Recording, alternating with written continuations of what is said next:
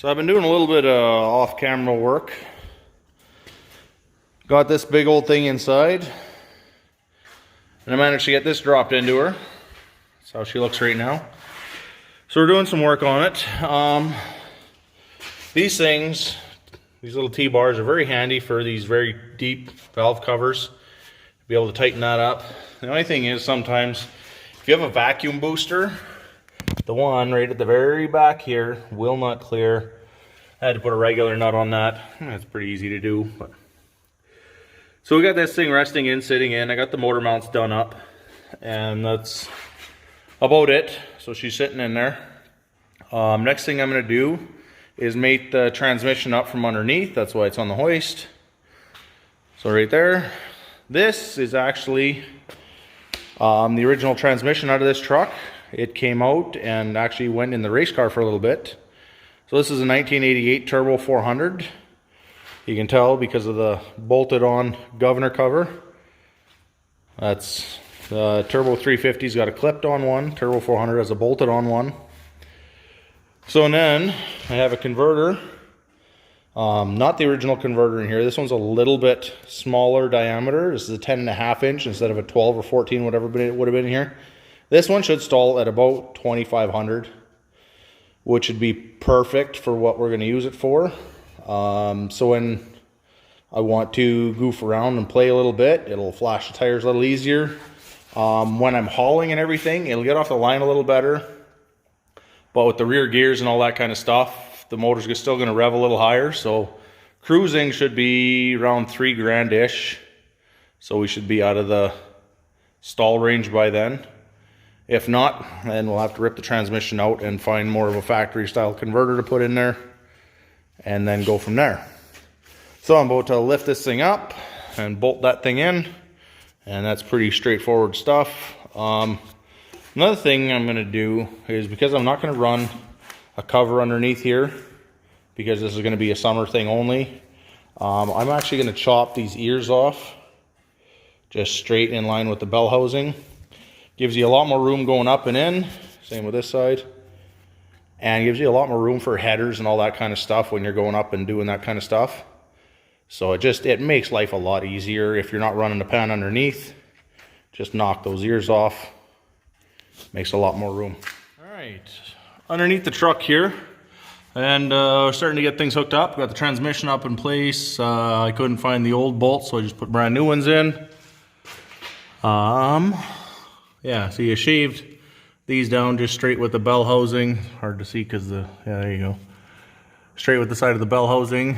Gives you a lot more room because it used to stick out to about here, which is about a third of your room getting up inside there. So you don't want to do this on every vehicle. If you're running in the winter time or in really dusty conditions or anything like that, you want to put the shield back on. But if you're hot rodding and towing and creating a lot of transmission heat, it's good to have the shield off, and it actually helps cool quite a bit. So I learned that with the race car. So I've set the drive shaft in place here. You can tell I'm missing a cup, but I needed to because I've swapped this diff out. This isn't the original diff in here. The original one was a semi-floating diff. And the easiest way to tell them is to look at the outside of the hub. A semi-floating just has an axle flange that sticks out. A full floating diff has bolts that hold the axle in. So the difference is the weight of the wheel actually rests on bearings and stuff in here, and the axle, hence the name full floats, doesn't touch anything inside the tube until it gets to the gears inside here, the side gears, and that's what spins. All the axle do on a full floating is spin, because all the weight is handled by the outer axle bearings. There's 2 cone taper bearings in there. On a semi-floating rear diff, starts out the same in here. You got an axle. Semi-floating, you'll have a C-clip in there holding it in instead of the bolts on the outside. And then when you get to here, there's a bearing right here that the axle itself rides on, and then all the way to the tire rides on the axle before it gets to the bearing and the housing, where these full floating axles don't hold any weight. They're just there for twisting action. So I hope that makes sense to everybody. But anyways, what I was getting to was going from the semi-floating diff that was in here with 373 gears to this full floating, and the full floating is heavier duty, but the nose is shorter. So that comes up with a bit of a problem, the drive shaft being too short. So I got to get a different one made. So what I did was get a drive shaft out of an extended cab. My truck is a regular cab, so I got one out of an extended cab. And that makes this, these are all, 90% of them are two-piece drive shafts. You got this part, a steady bearing, and then a second part of the drive shaft. So this part here is fine. I have to extend the second part. So I got myself one out of an extended cab, which is a lot longer. And what we're gonna do is just send it out, get it cut down and rebalanced. It's a lot cheaper than getting a whole brand new one made. And if you're just doing your average run-of-the-mill towing, all that kind of stuff, you're not throwing any crazy horsepower at it, it'll last for a really long time. So the thing to do when you're cutting down a drive shaft is the yoke you're using with the splines, this is a slip yoke. You look at this and you can see where it generally rides. So that's where you want to set this yoke, just like that. Then what you want is your rear diff actually sitting at proper ride height. Mine isn't right now, but what I did was I took a jack and I put it under here until I had just a hair of space underneath here. So all the weight's on the rear diff where it's supposed to be, and then you measure from center of the U-joint to the end of the cup to the end of the flange, which is the center line of this U-joint. So in doing that, you come up with an overall length minus 33.5. This one that we're getting cut down is over 50 inches. So we got lots to cut out of it. I don't care which end they cut off, and what they're gonna do is cut the welds and press the yoke out, and then cut the shaft down to where it needs to be. And then they can press this same one back in and weld it back up, and then they put it on the machine and balance it, and you're good to go. So we got a local drive shaft company here in town that is going to help us out with that. They're running about a week behind, so it'll take me about a week to get a brand new drive shaft back. It'll generally come back nice and painted and everything, new U-joints. So they want to make sure everything's perfect for their balance. I don't blame them. So they usually throw new U-joints in there and they balance it up, and then we'll be able to put it back in. So time to start working on the ignition system. I went and splurged a bit and I bought a brand new MSD Pro Billet distributor for Chevy engines. Big block, small block, most 4.3 V6s all use the same distributor, which is nice unless you have a tall block Chevy, big block, then it'll use a bit different one. So I have this very nice part number 8360, very cool piece of equipment. Comes with cap, rotor, some wires, springs and bushings so you can customize your timing and all that kind of stuff.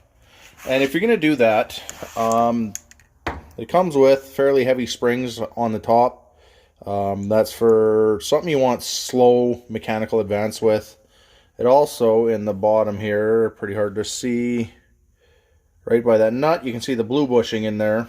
That bushing can be changed as well. I've looked through the instructions. I'm going to stick with the blue bushing. It tells you bushing wise that red, the smallest bushing, will give you 28 degrees of advance, and you can also go to the black bushing, will only give you 18 degrees of advance. The blue one is 21, which I think is just about perfect for this motor. So we're going to stick with that. And then it also gives you a chart for the springs. So if you're mixing and matching springs, it tells you what to do. 2 heavy silver, go to figure A, which will be the slowest rate of advance, all the way to light silver, 2 light silver springs, which would be your fastest advance. Go to F. We're probably going to start right in the middle here. 1 heavy silver, 1 light silver, figure C, and that would be this one right here. And it kind of tells you where about your advance and how quickly it'll come in and all that kind of stuff. So when you get driving around and you got your timing pretty much set in where you want it, and you're driving around, and if you hear any detonation or anything coming in too quick, that kind of stuff, you can play with all the mechanical advance or vacuum advance and all that kind of stuff. This should have, you couldn't see it, should have a little hex key in there to set the vacuum advance. Okay, and to help this thing out, what we're also going to do is hook it to a coil. You obviously need one of them. I have an MSD blaster coil, brand new. I've actually had it for several years though. Sitting around, meant it for a different build, but didn't ever get that far. And I bought an MSD 6A box. So this is a good box for street use and stuff like that. Got a few nice features in it. And to hook it up, it shows you right in the diagrams how to hook up a blaster coil, a box to your distributor, all that kind of fun stuff. There's also ways to set up the rev limiter and all that kind of stuff. I'll probably end up doing that. This is not going to be a high revving engine. Figure it should be all done by $5 grand. So I'll probably set my rev limiter to 55. That'll be tons. And so we're gonna start assembling this. Alright, so we got the distributor ready to go. Don't forget to put these two O-rings on. And we're gonna lube them before we put them in. The last thing I gotta do is change out the distributor gear. Because of the roller cam in there, you cannot use the factory cast cam. That's good for factory flat tappet style cams and stuff like that. Roller ones are hardened and will chew this gear to pieces. So you need a softer gear, and you can run brass gears, which are great, but they wear out. Nice thing is they make everything so fine that when it drops down to the bottom of the motor as they're wearing, that it just gets caught up in the filter and won't damage the engine. It's because they're so soft and so fine. The other thing you can do is what I did, is get a composite gear. So this is supposed to last way longer than the brass gear. It is about 3 times the money, but having to not pull out the distributor and change it a few times would make it very worth it. So the instructions say what I got to do is take this shaft off, just a simple roll pin, punch it out, take this gear off, put this one on, and whatever hole is going through the shaft here, I have to put this one on, line it up, and then drill through, because it doesn't have a hole on the back side. So drill through here with this on there, with the size the distributor hole is, and drill through the back of the gear, making a proper size one, and then reinstall the roll pin to hold everything in place, and we're good to go. Caution note, it says to run on low speed so that you do not crack the gear, because it is composite. So basically it's a very fancy form of plastic. So we got to do that and install that, and then this distributor is basically ready to drop in and start the wiring for the ignition system and all that kind of fun stuff. So here we go. So the distributor's in, and it can be a bit of a pain sometimes because of the oil pump drive. So some things you might want with you are a really long screwdriver and a flashlight, so you can look down that hole and turn the oil pump drive so you can get it to line up to where you want the distributor. When you're going for number 1, the rule for Chevy engines is point the contact towards your number 1 spark plug. And then you know where number 1 cylinder is. And then what I did was took the distributor cap, set it on the distributor itself, and I made myself a little line. You can see a little black mark right there.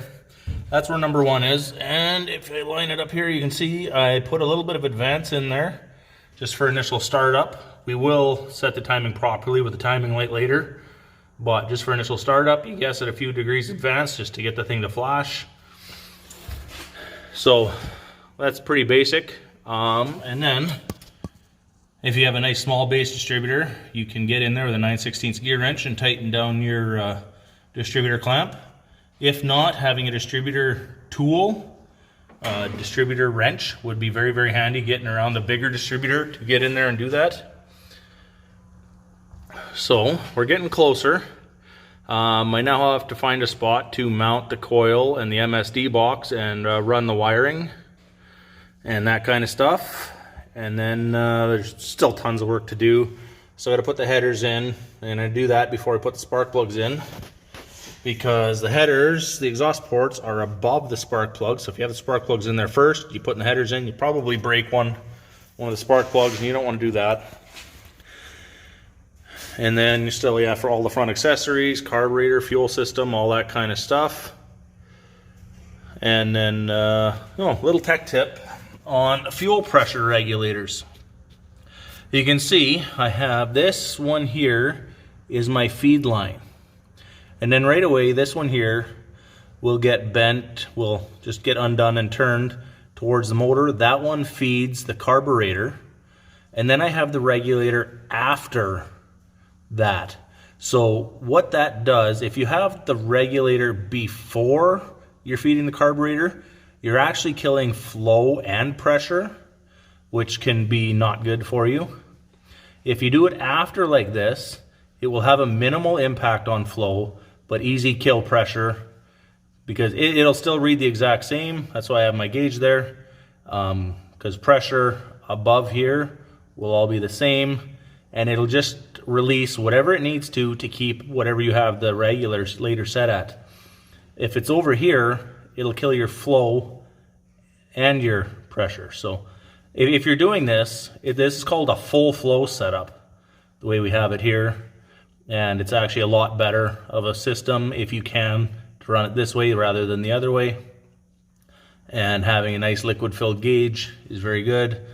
The only downfall to a liquid filled gauge is they can be affected by heat, but they're a lot quieter. If you have a pump that causes a little bit of pulsation, it can make a lot of noise through the gauge.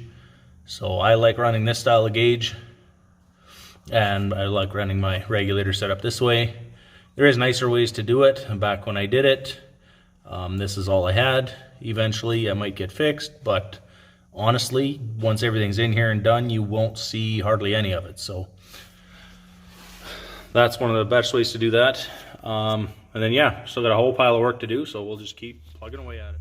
Right, headers are installed now. A little bit tricky to get them in sometimes. I don't know if anybody's ever put headers in, but they can be tricky. The best way to do it is always from the bottom. Jack your vehicle up to give yourself more than enough room to slide them in from the bottom. I'm a little spoiled. I can borrow a shop with a hoist all the time.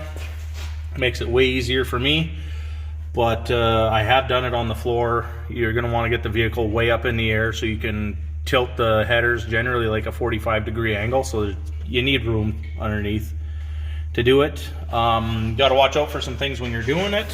One is wiring. These wires right here run down by the header.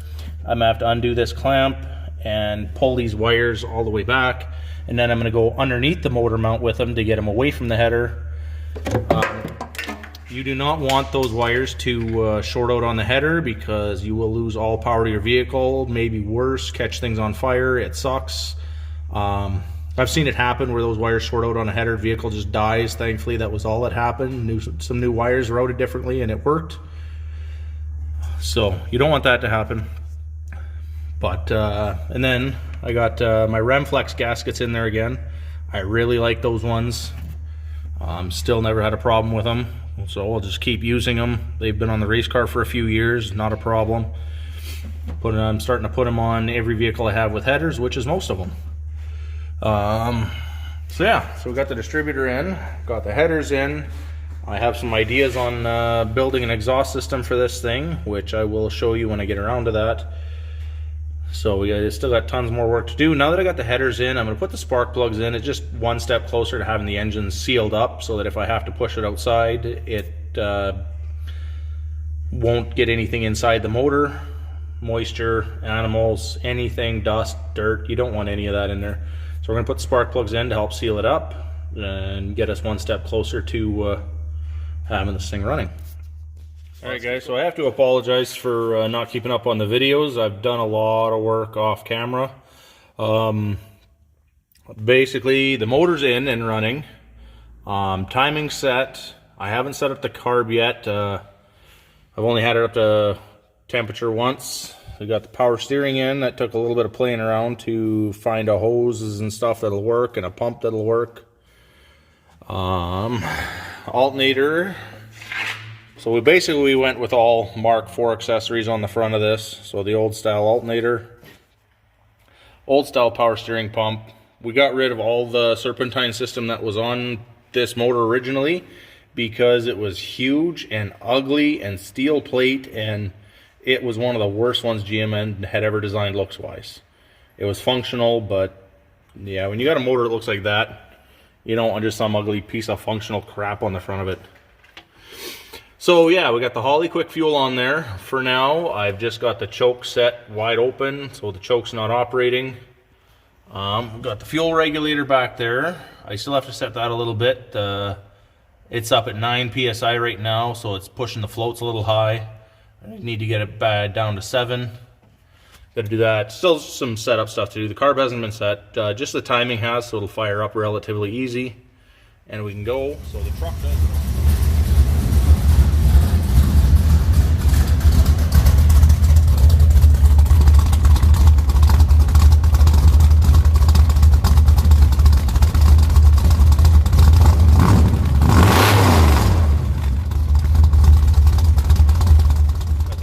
Box and the coil back there and the new distributor all set up, and then I still have some wiring to hide. I gotta find some nice big wiring loom, and then we're gonna put the factory power block cover over top of that stuff, make it look a little more factory. Rad fans are in it. They're not the biggest ones, but they should pull lots of air, and with this humongous rad I have in here, it should work really well. Made myself a nice stainless steel piece. This is actually off of a Corvette. It's the rear roll pan piece off of an old Corvette. When we changed the exhaust on it, she didn't want it back, so I kept it and said, hey, I can do something cool with that. Transmission cooler. Grabbed the biggest one I could find because the one on the rad has never been used. It's used rad. So I wasn't running it through there. I would have had to do so much cleaning to get that to work, and that wasn't happening. And then let's go underneath the truck and see underneath the truck. And everything's in here. I had to custom make some lines. Looks like I got the tiniest leak there, so I have to tighten them up a tiny bit. So the transcooler lines I custom made myself. Torque converter, everything's bolted up there. Had to get a new rear part of a drive shaft made up, so I had to send the whole thing to them. So new U-joints, new center bearing, and because we swapped to a full floating 14 bolt diff, it was about that much shorter, which everything would have been thrown out of whack. It was just wrong. So I had to get the new one made, and it worked out really well. And then let's go back up to here, the exhaust. We got the headers going into a Type 90, which I had to notch the transmission cross member for just a tiny bit. Just tuck under the frame and up into bottles and out, dumping right at the front spring shackle, spring hanger. So it has some bark to it coming out right there. Definitely not a quiet piece of machinery, but it sounds pretty mean. And then today, we're finally catching up to what I did today, and that is new U-bolts, because swapping the diff, I just threw the old ones in there quickly just so I could move the truck around. So I got new U-bolts put in there finally. New shocks, KYB Monomax Performance shocks. Brake hose, kind of need brakes. Again, swapping the diff, I just cut the old one out because brake hose is easy and cheap. And then because we were doing these, it was actually very nice because you don't have room in there to bleed the brakes. So I actually pulled all the U-bolts off and we lowered the diff away from the spring so I could actually access the bleeder screw. You can't do that all the time. Thankfully I was changing the U-bolts anyways, so it made it really nice and easy. And then in the front we put matching KYB Monomax shocks up there.